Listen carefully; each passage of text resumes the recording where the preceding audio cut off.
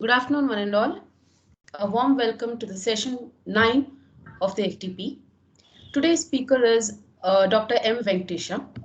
So before I welcome the speaker, I would like to introduce him. Dr. Venkatesha M. is presently working as an associate professor in the Department of Electronics and Communication Engineering at Sai Vidya Institute of Technology, Bangalore, India. He has received his bachelor's degree from SJCIT Chikballapura in the year 2007 and a master's degree from MCE Hassan in the year 2011.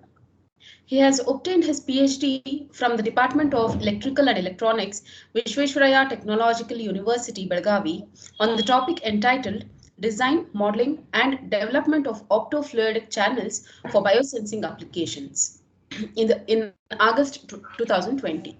He has more than 10 years of teaching experience.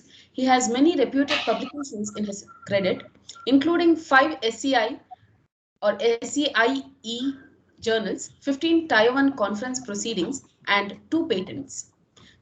He is qualified in CBSE UGC NET in the year 2017, and also he is qualified in the GATE exams in the year 2011, 2013, 16, and 2020.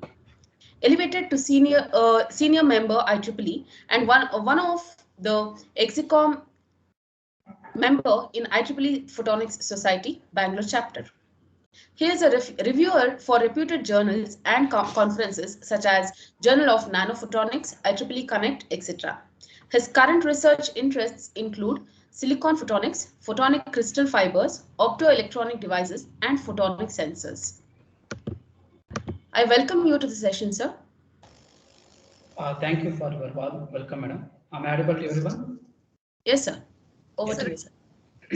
Sir, we'll stop sharing, sir. You can share your PPTs. Okay, madam.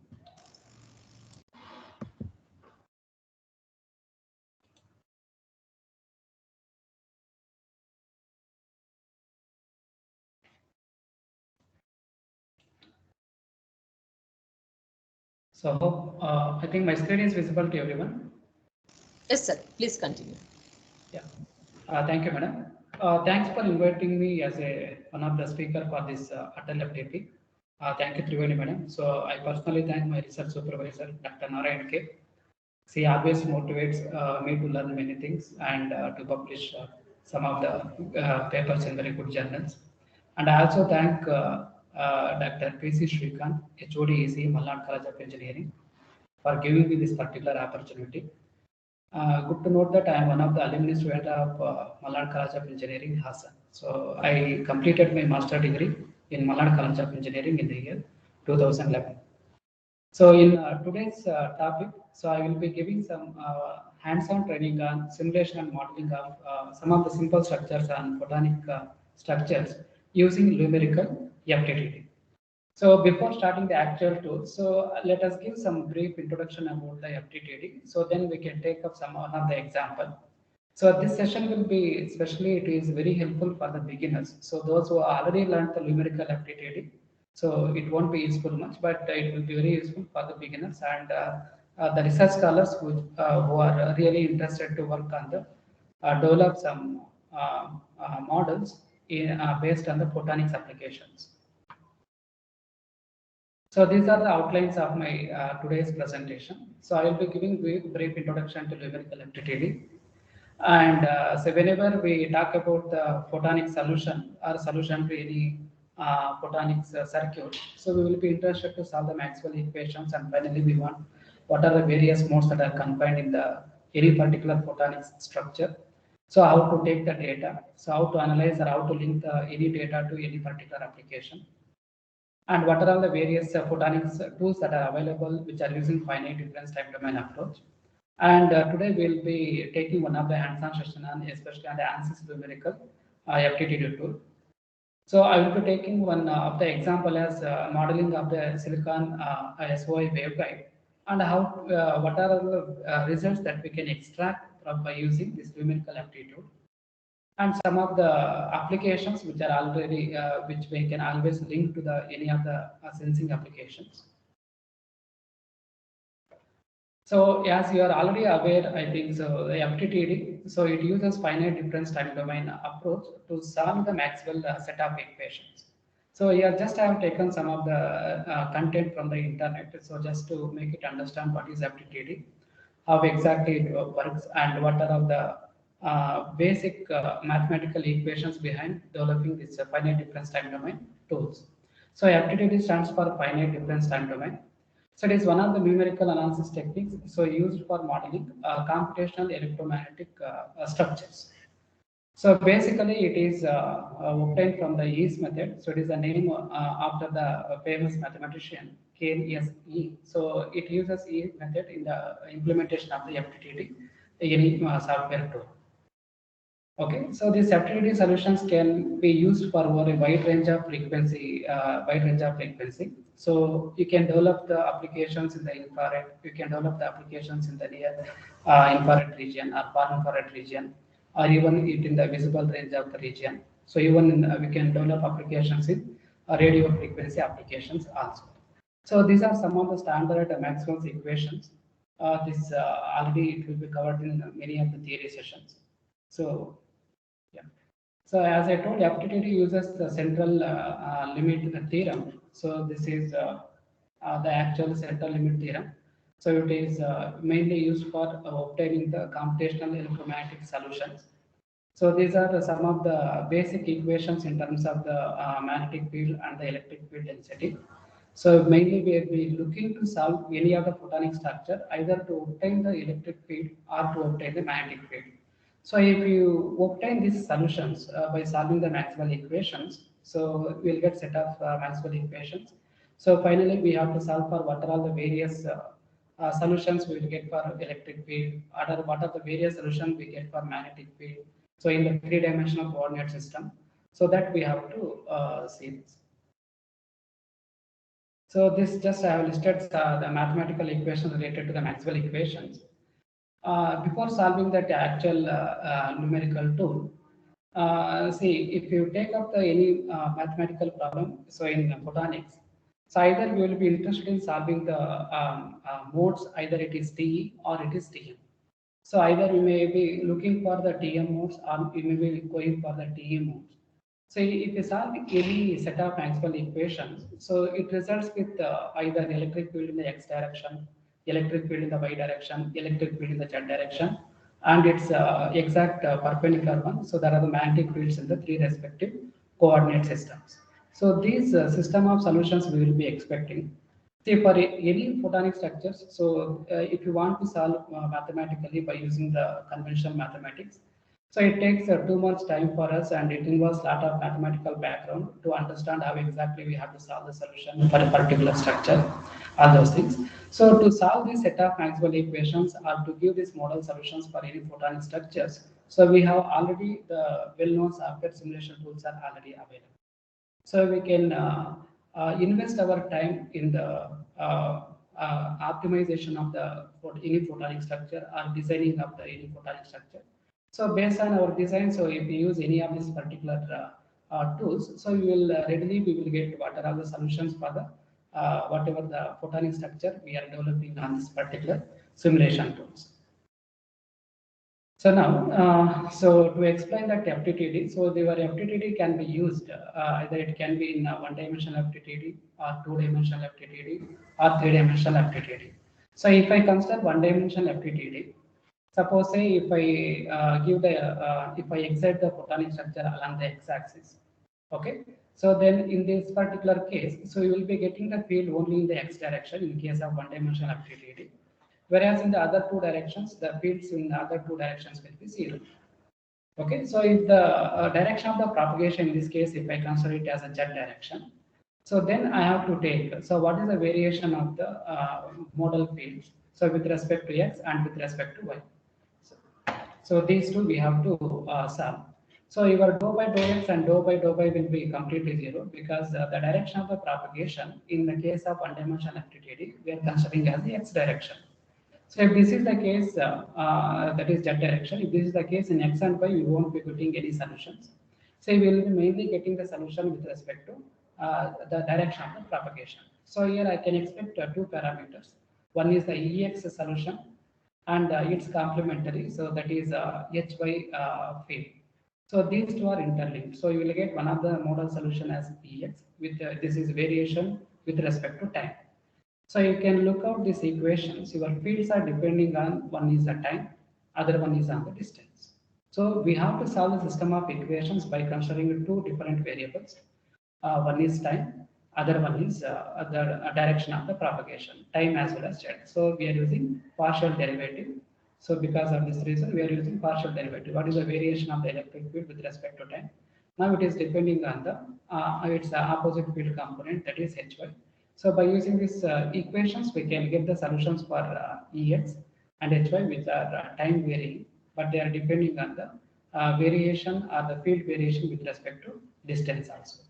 Okay, so these we want to solve at different locations and the time. So that means we can solve this particular solution at any point along the propagating direction at any instant of the time. So we have to, therefore, we need to know these Maxwell equations are discretized in both time domain as well as the direction of the propagation, that is space. So we have to use partial derivatives for this. So we have to solve what is the variation with respect to time as well as what is the variation with respect to the propagation direction is considered. Now, one more thing is, in order to completely understand the mathematics behind these tools, so one must be good in this vector algebra, electromagnetics. So thorough understanding of the Maxwell equations, then linear algebra. So numerical methods for solving different equations. Okay, so this is the basic mathematical foundation required for any photonics researcher. So you must be strong in all these particular mathematics. So then only they can understand the mathematics behind any photonics nanostructure. So if you know this, then you won't be requiring any simulation tools. So by using this mathematical background, we can get the solutions. So, but it is time consuming. So we will be using some of the already available tools to get the solutions of the required whatever the photonic structure we are developing.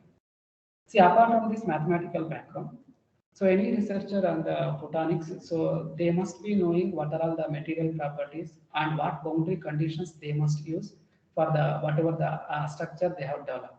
So they should have the brief understanding and thorough understanding of the what materials they are using and the material properties and the boundary conditions for the respective structure. And we should also have the knowledge about the what are all the sources that we can use to excite the nanostructures.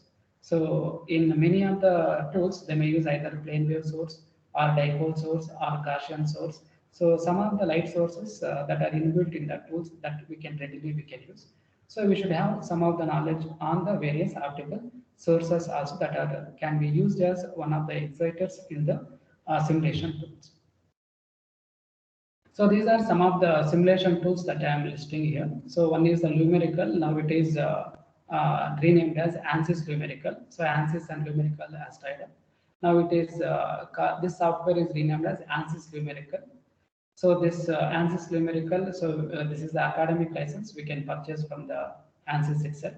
So then we can able to use it. So this free license version is not available. So we can request for any particular example. We can request a license, but we should have academic license for the long term. Apart from this, we have some other related aptitude tools such as XFTTD, CST Studio Suite, RTFTTD. So these are all the various tools that are available, so which uses FTTD. So apart from this, so MEEP is also one of the tools. It also uses the same principle, finite difference time domain. So we have plenty of photonics simulation tools available to get the solutions for any photonic nanostructure. So that solutions will be always the solutions for the set of Maxwell equations will be repeat for basic solutions. So that is what are all the various modal solutions, then what are all the power confinement, all those things we can able to find it. Okay. Now, if you want to model any of the structure in the FTTD, so we must first we have to go through the literature and we have to find out what structure we wanted to implement or what photonic nanostructure we have to use. Okay, so first we have to decide at what particular wavelength we have to look for the application. So after selecting the wavelength, then we can decide the geometry of the optical device. So based on the literature or any of the already available optical structures. Then after deciding the structure, then we should know thorough understanding of the what materials we have to use for different layers in the structure. So we should know what are all the refractive index properties or the absorption properties. So depends on what type of device you are developing or what type of structure you are going to develop. Then the selection of the optical sources for excitation, that is for polarization purpose. Then after that, so all this aptitude, it requires meshing before the simulation. So we should know understanding of why this meshing is required. So meshing exactly in what particular region is required and discretizing the entire structure. Then selection of boundary conditions for appropriate solvers. It may be solver may be FDTD or finite difference eigenmode solver. Okay. Then finally, after deciding the solver's exciting, so you should know how to extract the data for further analysis, to reproduce for papers, or to go for any further analysis. Okay. So these things you have to know. So as I told, FTTD, it is developed where it is basically, so if you want to get the solutions for any set of geometry, so your geometry will be divided or discretized into many subsets. So that cell we are calling as E cell. So you can look at that E cell basics here. This is taken from the internet.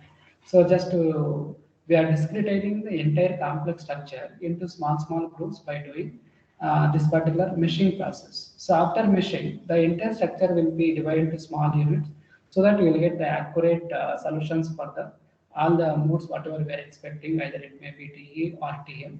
Okay, that solutions we can extract from the model solutions or the FTTD tool. So this first one shows it is the TE and the TM for the one-dimensional purpose. This you can see the E cell in the 3-dimension. Here we have all the 3 fields, that is electric field along X, Y, and Z, and magnetic field along X, Y, and Z respectively. Okay, so now in this particular session, I will be taking one of the examples as design of the optical waveguide by using the numerical FTTD. So if whenever we talk about the optical waveguides, so we can come across so many the types of waveguides in the literature. So some of the waveguides, it may be a planar waveguides or it may be circular waveguides. So in the planar waveguide itself, we have so many subcategories: channel waveguides, rib waveguides, slat waveguides, and many other types of waveguides are available. Whenever we talk about these circular waveguides, so these circular waveguides are, it is mainly for the optical fibers. Okay, so we have many types of optical fibers. So it may be normal optical fibers or photonic crystal fibers. So in this itself, we have plenty of classification within the circular waveguides. See, it is either it may be a planar or it may be a circular waveguide. So you should know how to design that particular geometry in the numerical FTTD or whatever the simulation tool that we will be taking. So now this is the example of one of the simple example I have taken here. This is simple one channel waveguide. So this is having one substrate as buried oxide layer and the channel as silicon. It is a simple silicon waveguide. So this I have done in the 3-dimensional plane. So which is X, Y, and Z plane. So remember, whenever we are developing or whenever we are constructing any of the 3-dimensional object in any simulation tool, so we should understand what are the coordinates, default coordinate system that is used in that particular tool. Okay. So because in any simulation tool, there will be already many of the structures already inbuilt along with the simulation tool. So we can import some of the already available structures. See, in the case of ANSYS numerical FTTD, the vertical axis always it is z-axis. So this is always we have to use for indicating the thickness of each of the layer in the photonic nanostructure. And the width, so it is always it is x-axis. And the propagating direction is y direction. So this is a 2-dimensional view. Just you can see the front view of the channel waveguide. The depth axis is y-axis. So this is the default axis that are used in the numerical FTTD. Say now, if I want to implement this particular simple geometry in the numerical FTTD, so this is one planar waveguide. So now here I'm interested to solve or I'm interested to know what are all the modes that are confined in this particular waveguides. So as I told, so after solving this particular waveguide design, so I will be knowing what is my Ex, what is my Ey, Ez, Hx, Hy, Hz. So that are the basic electric and magnetic field confinement parameters along each axis, as well as we can see at each and every point in the along the propagating direction also. So with the propagating direction is y, the thickness is z-axis, and the width axis is x. Okay. Now this example I will implement by using numerical FTTD. So this is very much useful for the beginners. So how to start the designing of any simple structure. So here I have taken the two structures here. One is substrate as oxide layer and the guiding layer as silicon. So now, as I told, you should know the material properties. So why I am selecting silicon for the channel and why we are selecting oxide layer. See now the guiding layer is silicon, so one should know that for light guiding purpose always, so it must satisfy the total internal reflection condition. Okay, so whatever the guiding layer you are choosing, that the refractive index must be higher than the other one. So in this case, the silicon will be having around the refractive index as 3.5, and the buried oxide is a glass layer, that is silicon oxide. So it will be having refractive index around 1.5. So if I simulate this particular structure, I must get the light confinement in the higher refractive index region, that is in the silicon region. So you should know the knowledge about the silicon refractive index as well as buried oxide. And this particular structure, so I wanted to simulate in the transparent region of the silicon. So silicon is the widely used material that is used in photonic structures. So we have separate field as silicon photonics. So it finds many applications in the fabrication part as well as in the VLSI domain. So it is more compatible for the all the on-chip devices. So even if you design the photonic nanostructures also by using silicon, so it can be readily implemented on the on-chip devices. So we have applications on sensor part, we have applications on communication part by if you choose the silicon photonics as one of the research area.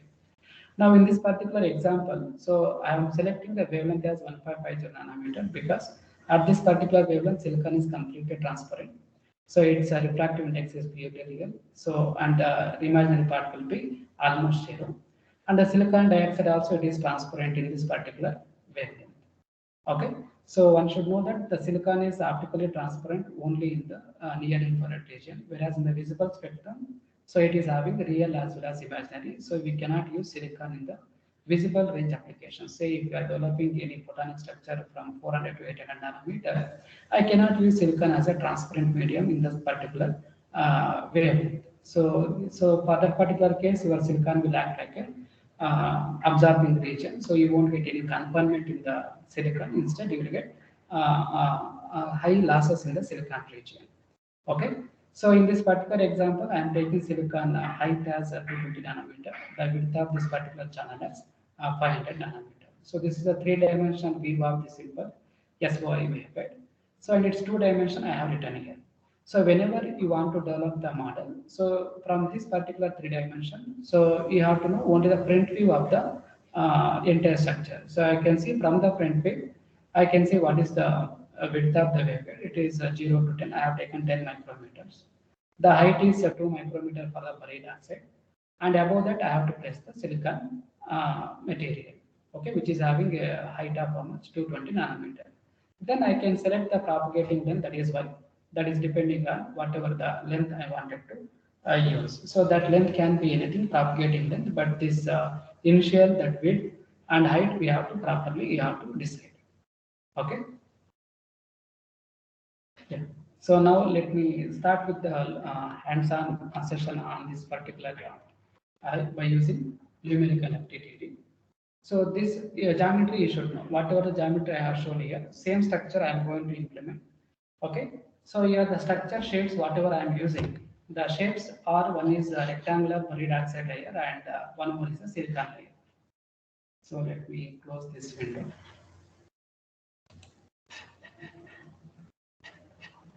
So this is ANSYS numerical tool. I I think, madam, whether my screen is visible. Yes, sir. It is visible, sir. Please continue. Whether my screen is visible to everyone? Yes, sir. Please continue. Yeah. Can you hear me, sir?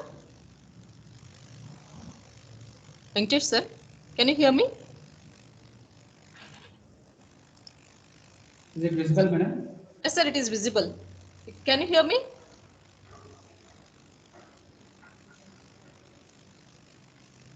Yes. So now here you can see the products. So if you go to the products, so you can go to that name. So here plenty of tools are available. One is FTTD, mode, TGTD, FWM, charge, heat, stock, interconnect, and CMI compiler. So these are the various solvers that are already available in this particular product. So this tool is called as Lumerical Academic Labs. So it comes with all these products. So in Aptitude, we can implement all the nanostructures. In Mode, we can implement the photonic structures with the microscale dimension.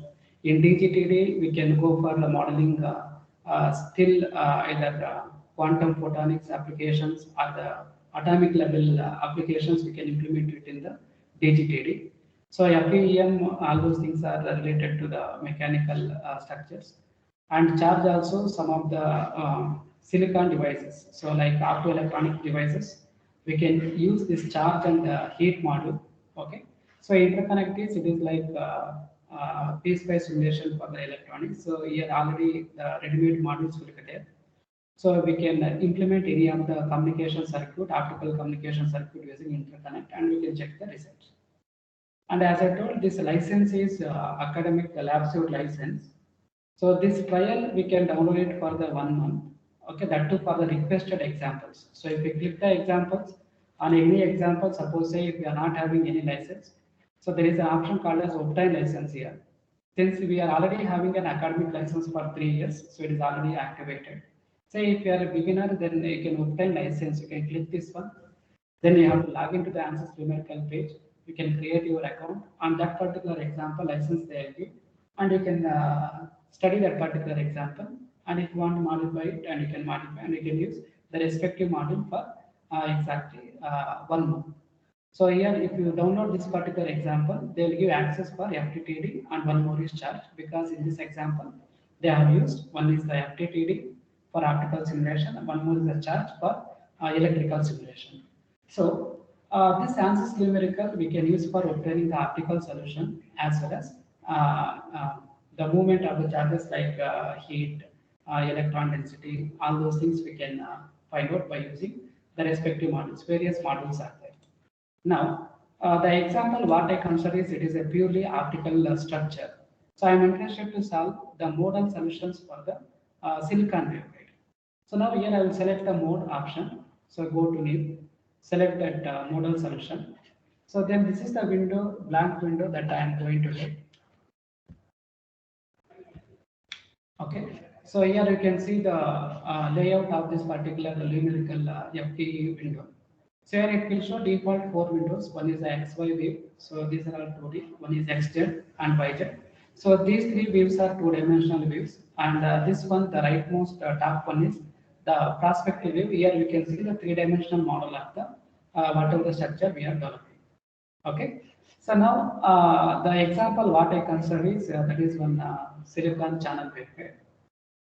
There the guiding layer is silicon, and the substrate is silicon dioxide.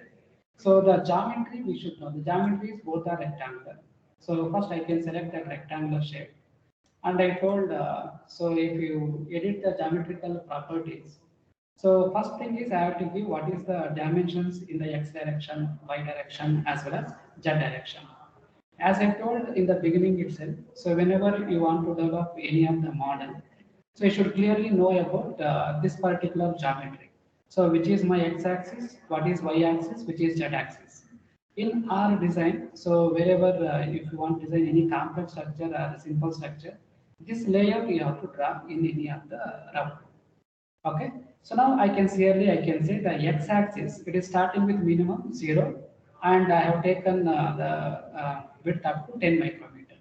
So there in the software also I can enter the x minimum is 0 and x maximum is 10 and overall x span is 10 minus 0, that is 10 micrometers. Same thing we can use in this geometry definition also. Okay. Sorry. Yeah. So I think you can see the geometry dimensions. Now the total x span is 10. So I can give the total span as 10. So if we give the span here, so it will show x minimum as -5 and x maximum as +5. So as for the whatever the initial drawing I have created, so here I have shown in the entirely it is in the first quadrant entire structure. So you can modify it. So if you are not modifying that one, so then it will be symmetric with respect to the vertical axis, that is z-axis. Now, since I have started with the in the first axis, that is in the first quadrant, so x minimum is 0, the maximum is 10, and you can see the scale. So it is already the scale it is in micrometers. So it is starting with 0 and ending with 10. So width is selected. And I told y is the propagating length. So that is the propagating length or the propagating direction. And z is the thickness. So you can see the thickness in the y-axis, that is the vertical axis. The vertical axis is z, so it is for the thickness. The thickness is 2 micron, so z minimum is 0 and the z maximum is 2 micrometer. The same values I can enter here. Z minimum is 0 and Z maximum is 2 micrometer. Okay, so you can enter. If you enter the data here, automatically it will show what is the Z span. It is 2. Your X span is total, it is 10. And we have taken a right shift with respect to the initial value at the center. That's why it is showing here it is 5. Otherwise, if it is 0, so -5 left side, right side +5 we are going to get. And this y-axis dimension, this is selected based on what is the total propagating length I want in the propagating direction. Say I want a total propagating length as, let us say, just 5 microns. Okay, then I can say it is starting from 0 and it is ending with 5. So this particular y span will be 5 and the propagating length will be 5 micrometers. Usually that propagating length can be, it should be large. So just I am taking 5 micrometers. So if I select apply, then if these settings will be applied and you can see the 3-dimensional view here. And you can always, whenever you are taking a new element, you can rename that particular geometry. And this I am using as a buried oxide layer or silicon dioxide layer. So let's just let me name it as BOX. So it is a buried oxide layer. So just I can click on the apply. So now these settings are applied. Now in the back side I can see that for this particular dimensions the geometry is already created. Okay. Now after selecting the geometry, so the next thing is which material I have to choose. You can see the material whatever it am written here. It is a buried oxide layer or it is silicon oxide. So that particular material I have to select in the database that is already available in the numerical tool. So this particular geometry, first one is normal settings we will give, geometrical settings. Next is the material. Now, most of the researchers, what they will do it is they will enter the refractive index value in the index available here. So if you do like that, then we will be forgetting about the imaginary part of the refractive index, or wherever, say, suppose if I want to know what is the sweep with respect to the various wavelength values. So you may be knowing the refractive index for a particular wavelength. If I enter that value, that simulation is valid only for that particular wave. So if you want it to be generalized, then always we have to select the material from the database. So if I select this material and if I click on this drop down menu, then here I will get already the available materials. From this drop down menu, you can select that silicon oxide material. Silicon oxide poly, you can see. This is the silicon oxide glass material that I can select. Irrespective of the wavelength, so that material refractive index will be chosen as from the database available in the numerical aptitude. Okay, so this material I have selected.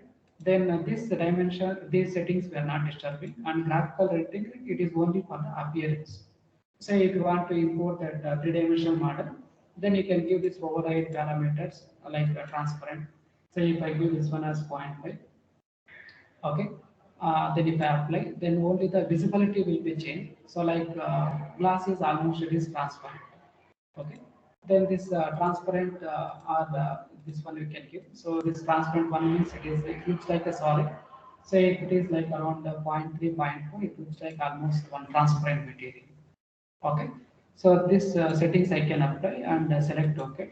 So this base layer I got, that is a substrate. So you can select the tan symbol and you can rotate and you can see the clear view of this particular three-dimensional view. So the first one is this particular wave.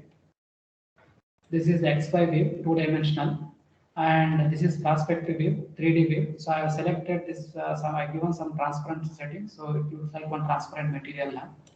Okay. Okay. And this is the YZ view. So you can see all the three two-dimensional views in all the axes, that is the XZ, ZY, as well as XY. All the three different views of this three-dimensional object we can see in this particular view. Now, on this particular substrate, I have to place the silicon channel. Okay, you can look at our geometry once again. So this is a silicon layer we are having. Okay, so this silicon layer, it is starting from 2 micrometer, and above that we have a height of 220 nanometer. So this material or this geometry, I have to place above the substrate now. Okay, so now the jet minimum starts from 2 micro. So above this it ends at 220 nanometer, above 2 microns. Okay, and this width, I told the width of this one I am selecting as 500 nanometer, exactly at the center. Okay, now let us place one more element. So what I will do it is the same rectangle, so we can duplicate this one, or you can select the new material, or you can go to the structures. A rectangle is created. Right click on the geometry. So now I have to give the actual geometrical settings in the X, Y, and Z plane. Now the X span is I have selected as 500 nanometer width. So now what you have to do it is this X minimum and X maximum I have to give. X minimum and X maximum we have to give. So now, am I audible? Yes, sir. You're audible, sir. Okay. Yeah. So now this X minimum and X maximum I have to give.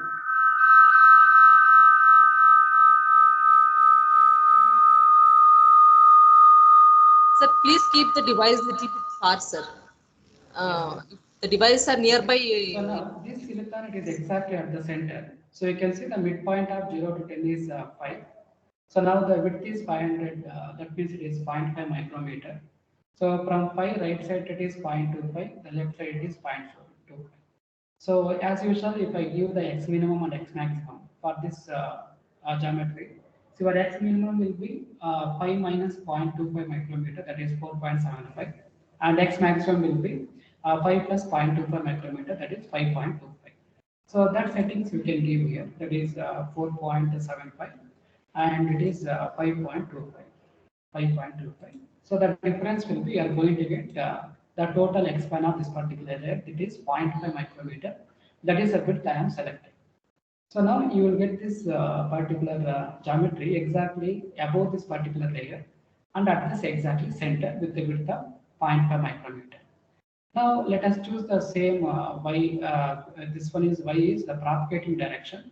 So this propagating direction we have to choose the same length as that of the substrate. So substrate is almost 5 micrometer length. Let us choose the same 5 micrometer. So it is 5 micron length. Now this jet is the thickness. So you can see the thickness, it is starting from 2 micrometer. Above this I have 220 nano. If I convert to micro, it will be 0.22. Okay. So now your jet minimum will be 2 microns and jet maximum will be above that. It is 220 nanometers.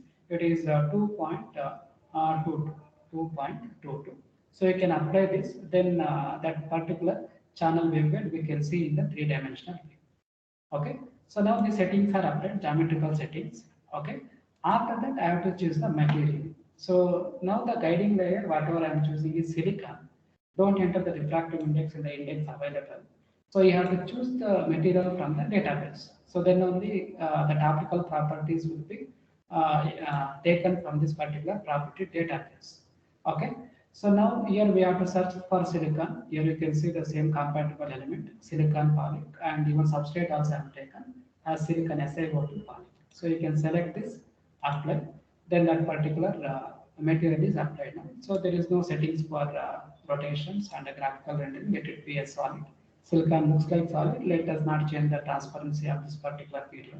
So apply the settings. So click on OK. So now your device you can see here. So this device is visible. So now whatever the bottom layer that we can see, that is the substrate. So above that we are having 220 nanometer width of the silicon wafer. So this is the so this one is three-dimensional. So whatever the diagram here, we can see the two-dimensional waves. The XZ wave you can see here. This one is the XZ wave. Okay. So this XZ view, you can see one small channel above the substrate. That same diagram we have written in the beginning itself. This is XZ view. We can see the front view of the oxide layer, that is the substrate, and above that a silicon two-dimensional view. So the textured wave is visible here also. This we have to try in the beginning itself in order to avoid any confusions in creating the structures. So once the structure is created, okay, so then we can go for solving this waveguide for different optical modes, whether I am going to get TE or going to TM, or what is the propagating along the length, what are all the various solutions. Now we can see the length is from almost from 0 to 5 micron, this much length is available. I can solve this modal solution at any point along the length. I can place the monitor or I can place the solver at the starting point, at the midpoint, or at the end point. Anywhere I can place, but it should cover both the oxide layer as well as the silicon layer. So then only it will take the optical properties into consideration. And one more I told, this materials, whenever you look at the material properties, say suppose if I click on this silicon, okay, so this that is AG silver it is showing now. You can look at the properties of the AG, that is the silver. So whenever you are developing any models on the SPR, usually either AG or AG material will be there as the metal. Then we'll be having any material as a transparent medium, that is a dielectric layer. See all these metals, so they will be having for any wavelength, they have some real part and they have some imaginary. So real part is 9.91 and imaginary is 90.27. Remember, any material if it has an imaginary refractive index, then that material is always a lossy material. So we cannot use that material as material for light propagation. Instead, we can use this for light absorbing. Say like in the phenomena where SPR, so that is metal electric, or if you want to generate the plasmons, then I can use this particular material, so where it can absorb the light and plasmons can generate at the interface of metal and dielectric layer. So in this example, we used silicon and silicon poly, this particular material. You can see for various wavelengths already the data is available. What is the real part and what is the imaginary part? Okay. So if I select this particular wavelength, so it is showing 3.757 into 10 to the power of minus 7. So if I convert this to nanometer, this will be 375.7 nanometer. At 375 nanometer, the real part is 6.7 and imaginary part is 1.32. So you have to understand that this particular silicon, it is not transparent in this particular wavelength region. So it is 3.78, that is 378 nanometer, 380, 400. You can see imagine some part of imaginary part is there. That means it is a lossy material for that particular wavelength. Even for 427 nanometer, some imaginary part is there. So this imaginary part is continued even in the visible range also. Your visible wavelength starts from 400 nanometer. You can check for any of these values. Okay. So this is 427.5 nanometer. So it is having still imaginary part. Okay.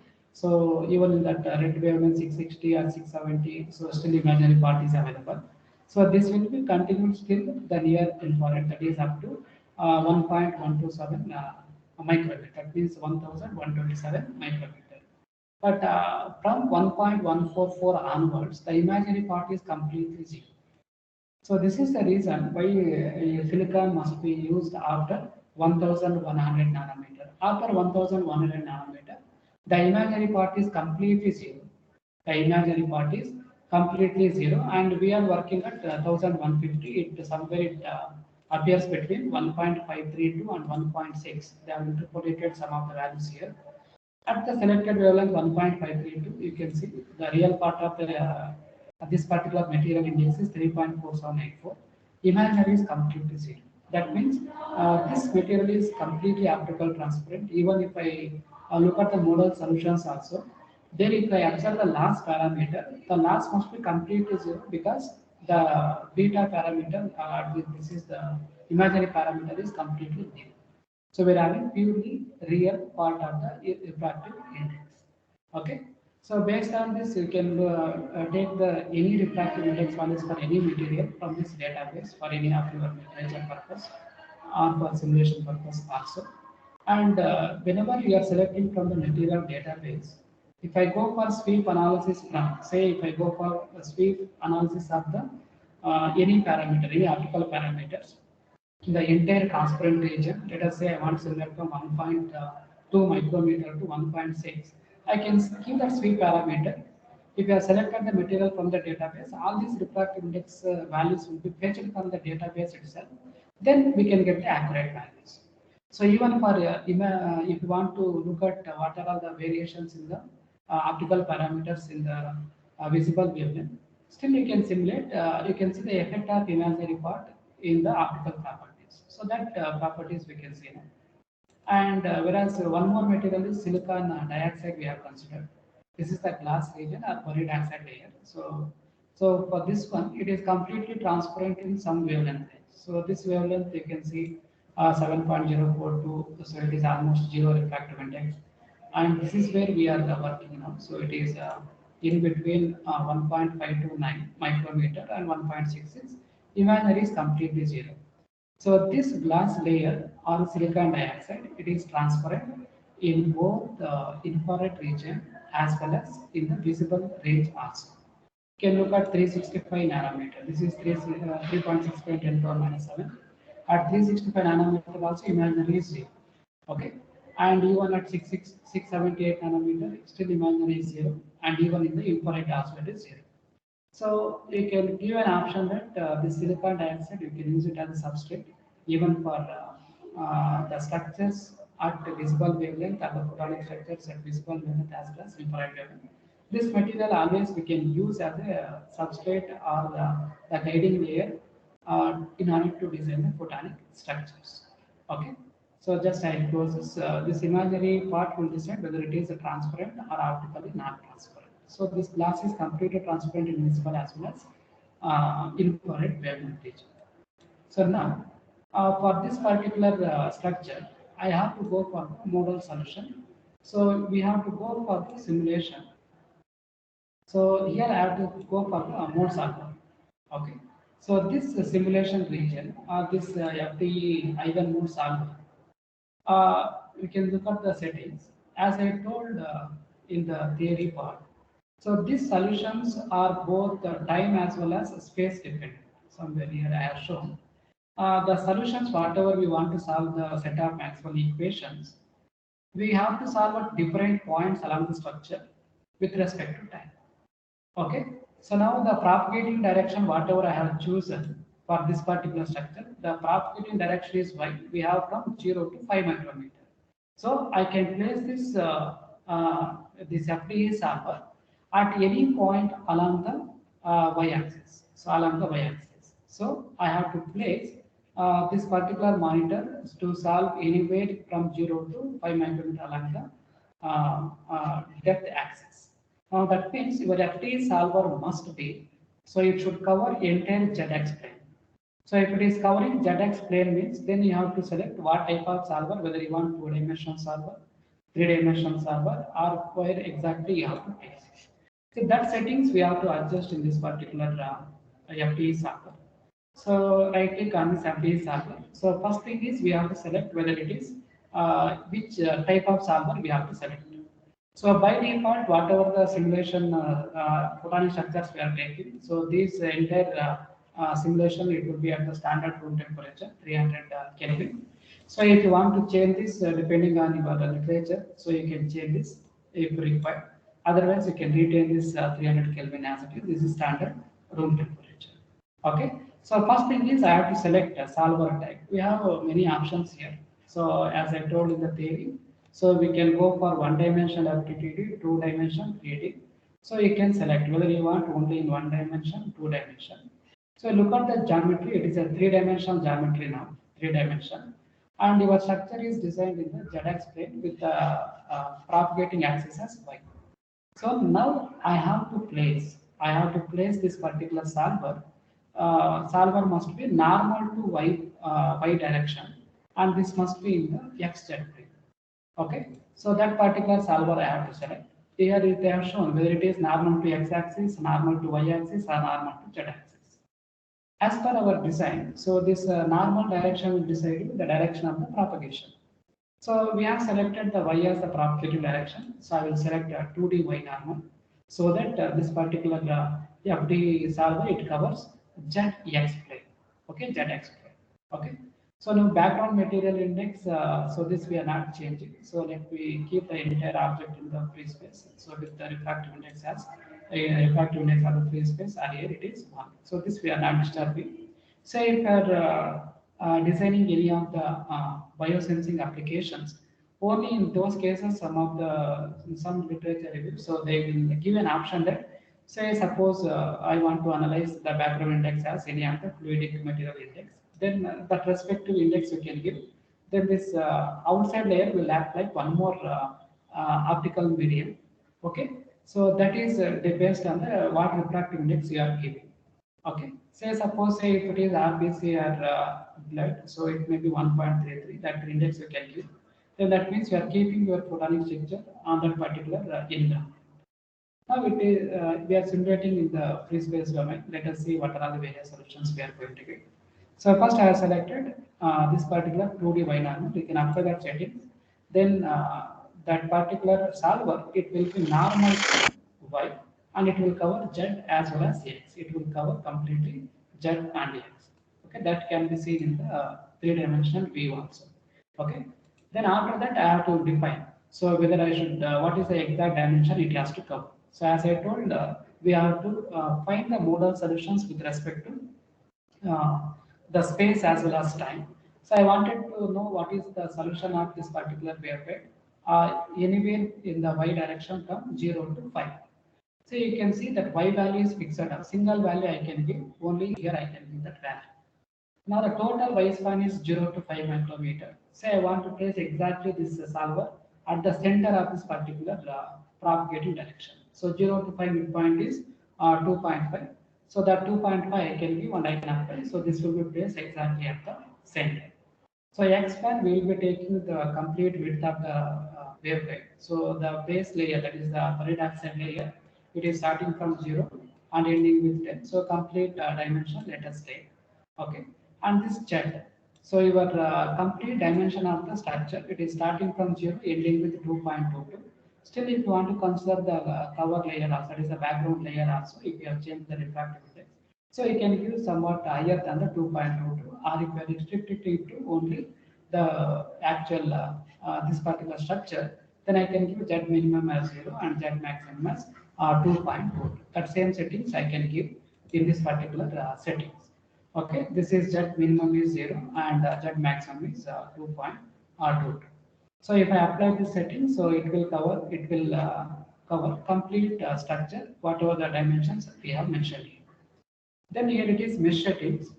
In this particular mesh settings, so by default along X and Z, since the solver is placed normal to Y, we don't have any option to give number of cells along the Y direction. So Y is a single point now, exactly midpoint 2.5. There is no span in the Y direction. We have X span, total X span is 0 to 10.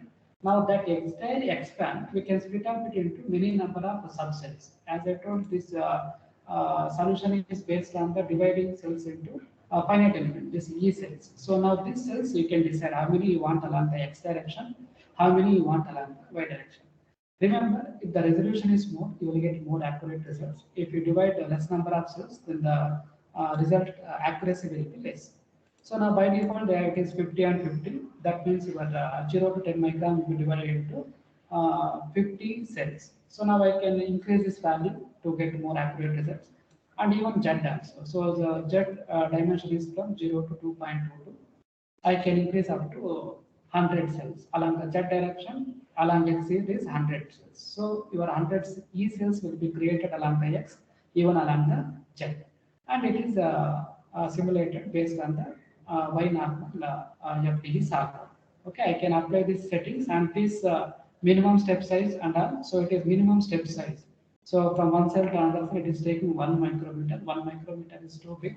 So still, if we give minimum step size as much as well as possible, simulation may take more time, but you will get more accurate results. So if it is less, you will get more accurate results. Let it be 1 micron itself, and this grading factor we are not disturbing. Okay. Then these boundary conditions. These boundary conditions we have to select based on the geometry. So whatever the geometry we are considering here. So whether it is symmetric in the whatever the three coordinate systems we have. Okay. In the x, z, zy, yx, is it symmetric, anti-symmetric? So this we have to analyze by looking into the structure. Okay.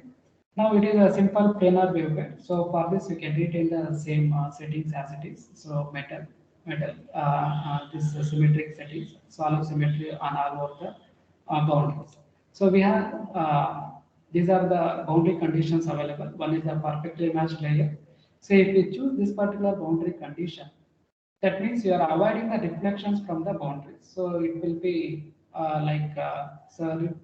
we won't be allowing any reflections outside the boundary. Okay. So if the structure is periodic, they can use periodic. So periodic structures means you can if you are designing photonic crystal or if you are designing any creating structures. In that case, you may use this periodic setting. Symmetric means say if it is symmetric with respect to x and y axis, then we can use symmetric. Anti-symmetric, say your structure is exactly complement along the positive and negative side, anti-symmetric. So these conditions we have to use based on the by observing the geometry. So I will retain these boundary conditions as it is metal. Okay. So this material. So here mesh refinement. These are some of the uh, um, see in mathematics we will come across various iterative methods. So now, so this particular FDE solver, it is we can use any of these methods to solve the Maxwell equations finally to get the results. So by default, it is conformal variant one. So I won't get into all these mathematical models. So we can use any of the mesh refinement methods. So all methods will give you the results, but accuracy may be different. So this impedance, the impedance, it won't come to the, it won't be valid for this optical materials. Okay, this impedance we have to define only for the electrical. If it is having some electrical properties, then only we have to define this impedance parameters. So the conductance for this optically transmittance is almost it is zero. Electrical conductance is zero. So advanced options we are not disturbing anything. So you can give the general settings. That means which type of solver we have to use. See whether I have to choose x normal, y normal, z normal. So this depends on which is your direction of the propagation for the structure. So when we are already having this structure, so it is very clear that so the propagating direction is y and your two-dimensional view, this is normal to the y. So the same settings we can use it here 2D y normal in the while selecting the solver. Okay, then this temperature we are not disturbing. This background index, whether if you want to change the background to any other refractive indices, you can change. For that particular wavelength, you will for that particular background index, you will get the modal results. So this geometrical settings, so I told, so I can simulate at any point along the propagating length. I can start with the 0. I can apply the settings. So the position will be changed to the beginning. So if I change this position to 5, then it will the solver portion will be changed to the end. If I keep it to the center, now the solver is placed at the center. Okay, so that is what we will solving mathematical equations also here. Solutions with respect to time as well as with respect to space. Okay, so we need to discretize in both time as well as space, and we want solutions at different locations. It may be here these equations, if they are written with respect to considering z as a propagating direction. Okay. So now this particular geometry, I have taken y as the propagating direction. I have selected to know what are the modal solutions at exactly center point 2.5. So let me apply the settings, apply OK.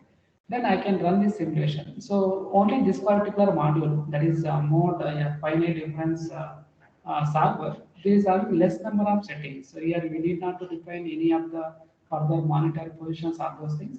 But if we choose other solver like variation FTTD, here we will get some more many other source we have to define, monitors we have to define, where exactly we have to monitor all those things. So many settings we have to give. This is a simple solver that I have taken for this showing the results. So now after defining the solver setting, then I can click on this run button. Okay. So now, so this is the settings I have to define. This settings I will take it out. Now, if I want to simulate, it will ask, so what is the wavelength? So in the initial beginning itself, we should know while optimizing the diverse dimensions, what wavelength we are working on. So now the wavelength I am selecting as 1.50. That same 1.55, it is already there. Okay. How many trial modes we are looking into? So you can give any number of trial modes. Say if we are looking for only single mode, we can give single mode. And here I have to search near some refractive index value. Now I can give in range also or near n also. So if I click the maximum value, okay, so the maximum refractive index it has to take. Okay. So now that structure we have to, after defining the wavelength, if you click on the mesh structure, so mesh are defined along the x 100 cells and along the z also 100 cells. So that meshing will be done. And by default, if you select nearer and if I click this use maximum index, from the database of the numerical itself, it will select the highest refractive index for this particular structure. You can look at the structure now. The background index is purely it is free space, it is 1. The substrate is valid oxide, it is having refractive index around 1.5. And the silicon is having refractive index around 3.4768. Now it is already showing the maximum index value 3.47638. So now it is already selected, means it has already selected the default material properties, optical properties that are required to solve the model solutions. So I will click this. Then we have options for designing bent waveguide and helical waveguide. So it is a simple planar waveguide, it is not bent or it is not helical waveguide. Okay, so don't take this one. So if it is a bent waveguide, then I have to define what is the bent radius, what is the bent oriented degrees, at where exactly it is bent.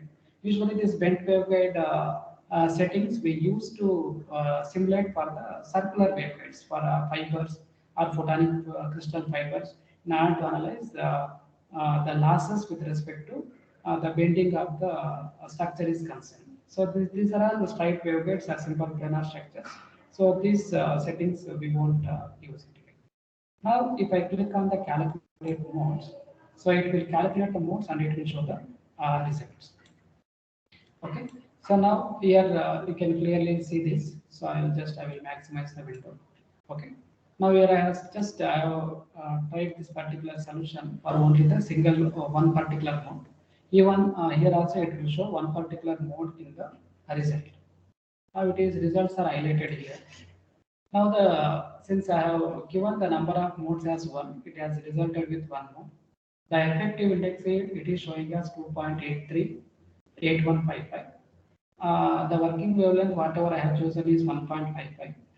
And I told this particular both the materials are optically transparent at 1.55 micrometer. You won't get any losses. You can clearly see this loss parameter, it is exact, it is 0. And these are other properties. One is the group index parameter. It is one of the optical parameter of the waveguide. And it is a T polarization factor it is showing and a T to Tn ratio and effective modal area. Effective modal area. This parameter is required whenever you want to find out the power, confined power. When you calculate, you can use this effective area value also. Now, if I change this mode to 10, So then if I click calculate modes once again, so it will show all the modes. So for different refractive indices, it is showing 10 different modes. You can click each of the mode. You can see the various optical properties like what is the loss. See the loss for all the whatever the modes it has resulted, the loss is completely zero, and you can find variation in the effective index. Variation in the effective index. So now whenever you are choosing the best possible mode, remember the value oxide layer refractive index is around 1.5 and the silicon is 3.4. We have to select the mode which is that is effective refractive index. So it will be higher than the least refractive index and lesser than the maximum refractive index available. So the best possible mode is either the first one or the second. Say if I select the first one, then I can look into the various other parameters also. Okay. Now let me close this. Okay. Now you can in detail you can see that raw data also. Even here FDE solver, since it is already simulated, I can see the results at this particular window itself. Okay. If I click the material index, say if I want to know what are all the various material index, so I right click on that material index. If I click, so you can see this it will show along X and Z, the two dimensions will be whatever we have done. So it will show the plot of various refractive indices. You can see this color legend. So the minimum is 1 and the maximum is 3.48. The maximum it is showing this particular highlighted one, that is 3.48, and this minimum is 1. This is for the background index, and this almost a bluish color it is showing in between 1.41 to 1.83. This is the valid oxide layer. So if you want to import this, you can import either in the PNG format or in the JPEG format, or in the form of text file. If you want to import, there is an option to import here also. Or if you want to label it here itself, we can give some title, X label, Z label we can give. And this will give you only the two-dimensional view. Okay, it won't give any other further information. Just it will give you what are all the various refractive indices that are present in the structure. Now, this one is mode. So when we look into the Maxwell equations, this E cell in the three dimension. Now we will be expecting all these solutions Ex, Ey, Ez, Hx, Hz, Hy. I want to know what is my E and H fields along all the three axes, and even I can collectively I can determine what is the net electric field and net magnetic field. So I want all these 6 solutions from this particular solve. Okay, we can verify all the results here. So if I look on the mode number 1, if you visualize, so if you go for E, okay, so it will show the electric field. So this is a modal confinement. It is clearly showing. So the mode is confined exactly in the silicon region where we have that channel at the center. Okay, this is in the image format. So if I click on that line, so it will show the mode confinement. It is a single Gaussian pulse. Okay, it is confined well within the channel. Okay, the channel is exactly placed from 4.75 to 5.25. So this is your effective mode we are going to get. This is a single pulse. It is a single. So this is the electric field plot. So if you want to export the data for plotting purpose, you can export it, or if you want to import the same image. So in these 4 formats, you can export either in the PNG format, JPEG format, or PDF or EPS export. Or better way is to export it to text file, and you can draw in your convenient tool to draw the plots. It may be origin or it may be mathematical. Okay. So we cannot directly put this particular plot in our research papers. Always we have to use that plotting tools also. Okay, this is the electric field plot. Okay, let me minimize this.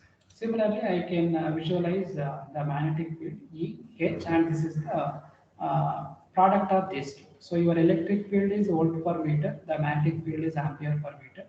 So your P, that is the power density, it is a product between E and H. If I multiply these two, I am going to get the next parameter, that is P. And this is far field. Okay.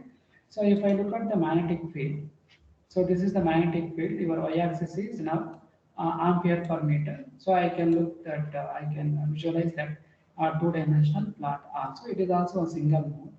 Okay, so it is having the maximum value at the center as around 2 into exponential minus 12 ampere per meter. So this is the distribution of the magnetic field. Okay. Similarly, you can visualize the power density also. Usually, power density will be product of electric field and magnetic field. If you multiply with that first two results, then you will get this particular plot. So that is both are single pulses. If you multiply, only the intensity will be changed, and there is some changes in the overall width here. So this data also we can take. So the unit for this power density will be like it is a watt per square meter. So if you want to find out the actual power in watts, then for this particular mode, uh, this modal area you have to note. Say this is the first mode. So if you multiply this effective area of that particular mode, so this is very much essential to convert that power density to power confinement. This value if you multiply, then that watt per square meter into that whatever the square meter if you multiply, you will get the actual power confined in at exactly the center of the waveguide, optical power confinement. So this is the basic details that we can get from the modal analysis by simulating at any single wavelength. Now, we can go for this frequency analysis. Okay, so this frequency analysis. So here I can track any of this particular modes. I have total 10 modes here. So the best possible mode I have selected as one. So I can track the first particular mode, and now I can give from what starting wavelength is 1.55. So now I can select this particular wavelength till say let us say I want to simulate up to 1.7 micrometer. Okay. Then this particular frequency analysis will give you the results or whatever the results I have effective index or all the optical properties. So from this starting wavelength 1.552, so whatever the wavelength I will type it here. So here I am selecting up to 1.7. Now after simulating you can see the effective index starting from 1.55 to 1.7, all the values have been readily we can see. For this entire wavelength range, you have to select how many points you want. Don't select less number of points. The plot will be, you will get very less points and it won't look very smooth. Plot. So I will select 100 points. The number of test modes here it is only one mode we are selecting. Okay. So the effective index it is already selected, track selected mode. Okay. So we are not calculating any, okay, we can select this detailed dispersion calculation. So if I click on this frequency speed, so then it will start looking for the solutions from 1.55 to maximum is 1.7 micrometer. So for this entire wavelength range, so now we are going to get a few more optical properties of this simple wavelength. So it takes some time because I have given the number of points as almost it is 100. So if you give less number of points, still you will get the results. But whenever you are plotting, you want more points to be there in any of the plot. Then only that visualization will be good.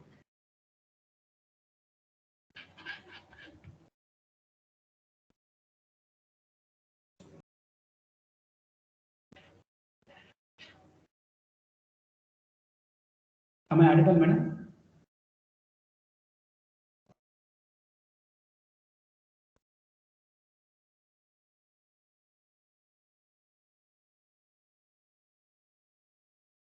Am I audible to all of you?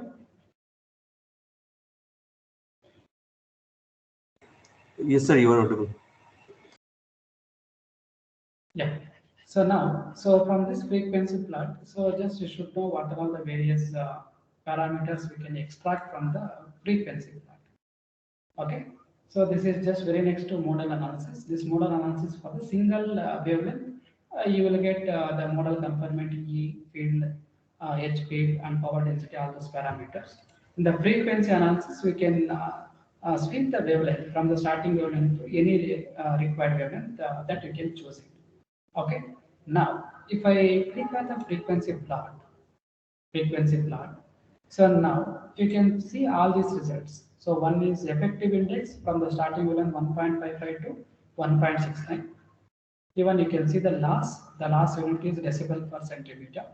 Okay, the loss is it is completely zero for the entire range of wavelengths because both the materials, silicon as well as uh, glass, both are optically transparent in this entire wavelength range. The next is gain. Gain it is in decibel per centimeter. So even loss also zero, the gain also zero. Next is the group index parameter from the 1.55 to 1.7. Then group velocity, then dispersion, then beta. This is very important for understanding the lossy materials. Then this is characteristic impedance. As I told, impedance is not applicable for the optical structure. You won't get any plot for the impedance here because both the materials are non-conducting, non-conducting or semiconducting materials. Okay, you will get optical properties like effective index, loss, gain, group index, group velocity, and the dispersion. Okay, so these results we can see. And in the mode plot, so you can see the E intensity. As I told, you can see the EX, okay, E1, EY, EZ, all those parameters. So all these parameters we can check it here, like in the beginning itself in the modal analysis. So if you go for E intensity, if you select EX, it will show along the X direction. So this is my confinement point. Okay, along Y direction, what is the confinement? Similarly, EZ. So this EZ also we can see, and HX, and similarly HY. So all those results we can check it in the modal analysis itself. Okay, similarly HL. In the same way, power density along X direction, power density along Y direction, power density along Z direction. So basically, we are interested to find EX, EY, EZ, HX, HY, HL. These results are already available. See, apart from this, in this additional analysis, that is frequency analysis, so we will be extracting few more properties of the optical waveguide that are effective index versus wavelength, loss versus wavelength, gain versus wavelength, and group index versus wavelength. That same results we can see from this yeah, wave structure tree also. Here also we can see in the last you can see that frequency sweep. If you right click, so it will show this is the dispersion parameter. Second one is the beta sweep, loss sweep, effective index, group index, and overlap sweep. So mostly we'll be interested in the effective index. If you click on the effective index, it will show that particular plot. So it will be in the background. So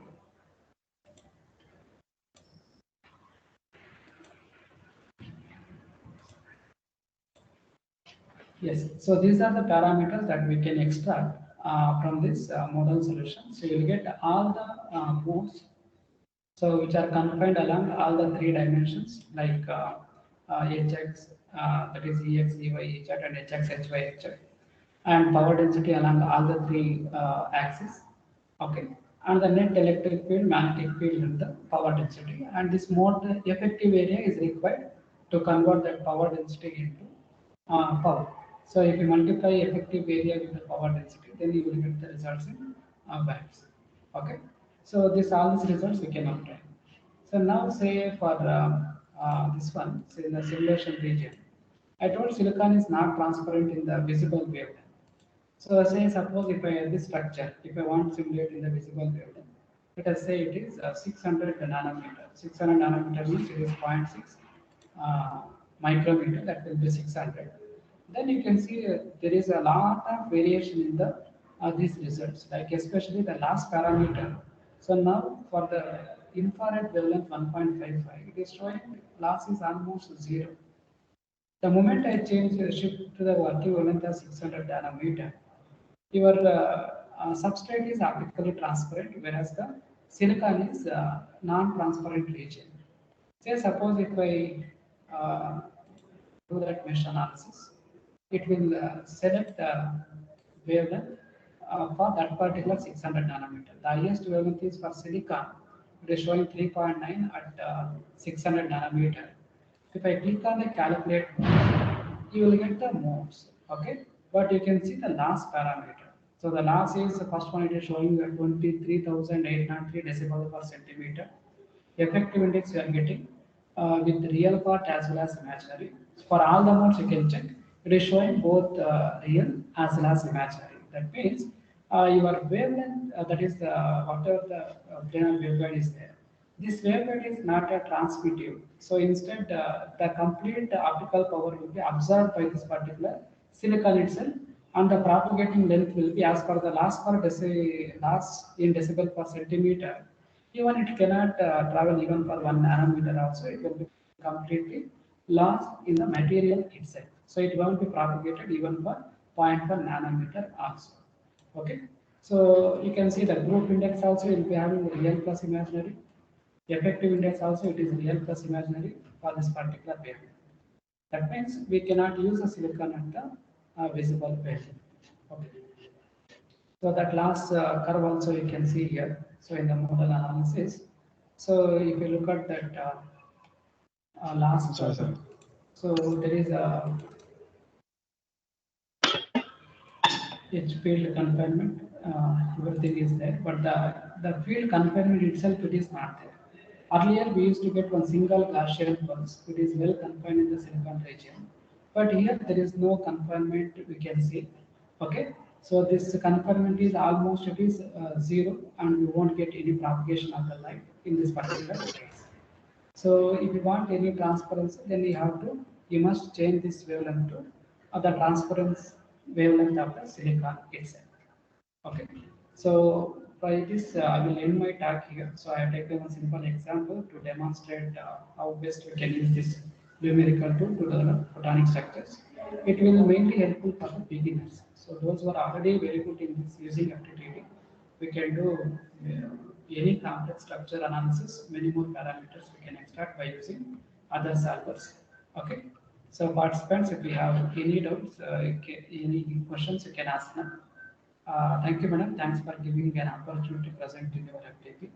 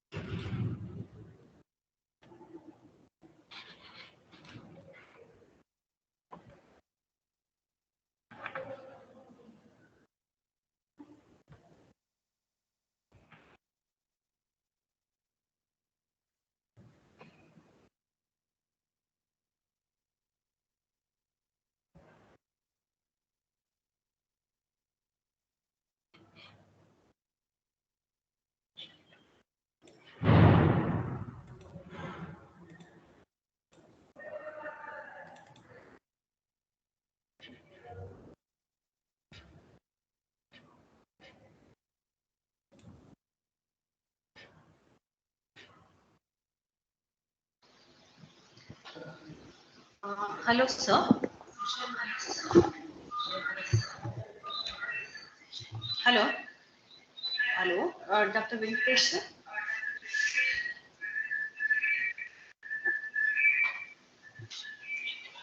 Okay. Thank you, sir, for being with us as a person. Really, this session was great. Thank you so much for being with us, sir. Okay. Hello, sir. My voice is audible, right?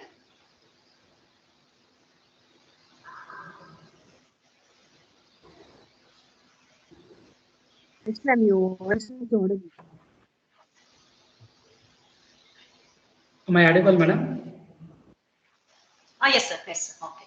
Okay, at all the participants, today feedback will be shared with all the participants. It will be shared in the WhatsApp group itself. So please respond to that. And tomorrow we'll start the next session. Okay, thank you all.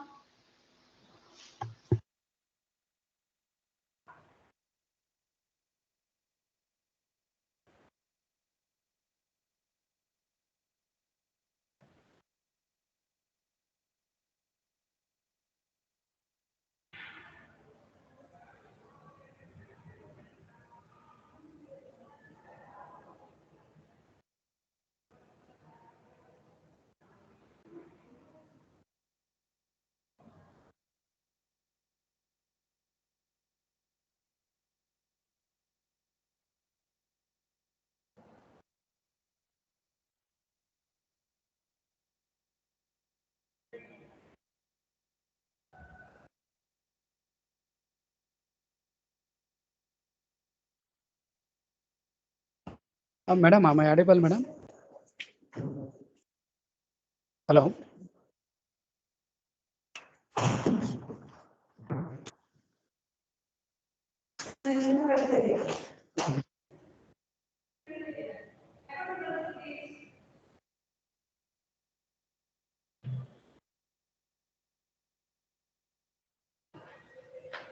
Sorry, there was some audio issue in my laptop.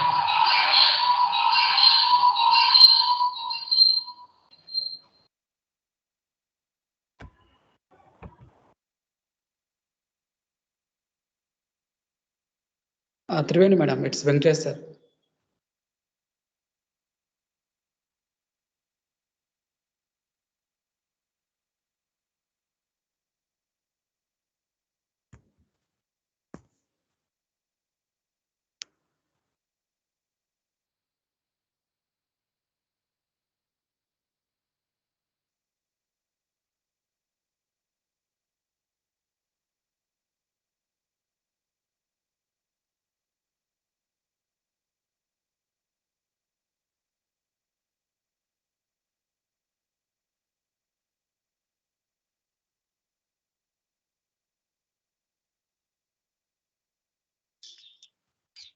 Start.